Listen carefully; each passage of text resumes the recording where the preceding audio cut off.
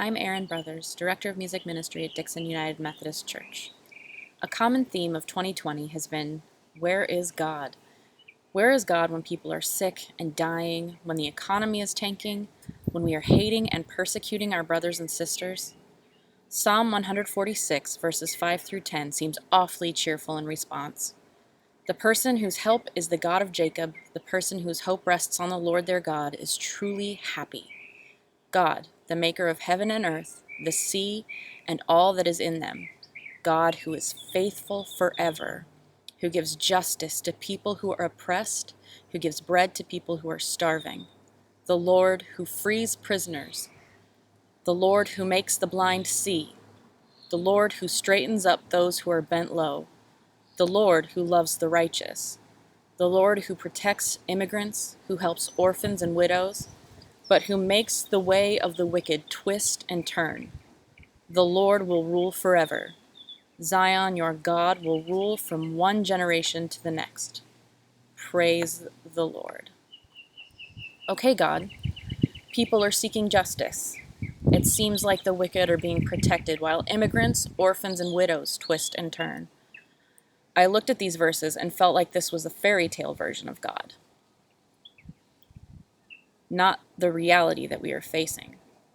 This psalm describes the ideal world, magical determination of who is good and who is bad, a warm blanket that cures all ills for righteous people, and a go-to-jail card for their persecutors. Go directly to jail. Do not pass go. Do not collect $200. Of course, that is a surface interpretation, one that is easy to make when it is also very easy to be angry with the way God seems to be so distant right now. But the truth is that cynicism is easier than optimism.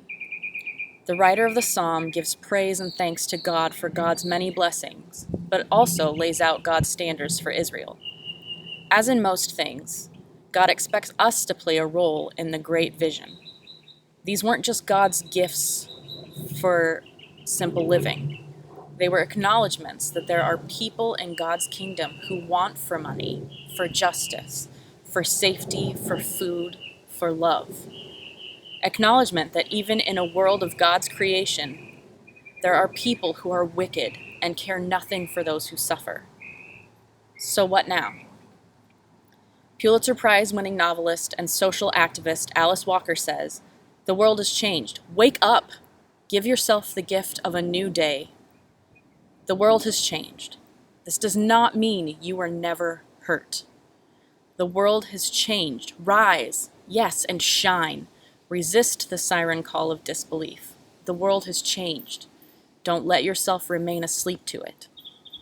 The world has changed and continues to change. God asks us to act, to wake up, fight to give justice to those who have been denied it, feed those who have had to do without, support causes seeking to change laws and end mass incarceration, shelter immigrants, widows, and orphans. Sometimes we are those who have been bent low, and by the grace of God, we were lifted up. With every person lifted, a new vision of Zion is achieved. It is by no means simple. There is not much God asks of us that isn't insanely hard. So when you hear the question, where is God? Your answer might be, God is in me. God is in my work. God is in my love. And isn't that a call to action? To work toward love when it is so easy to be angry and passive. And that is what we will pass down from one generation to the next. Praise the Lord.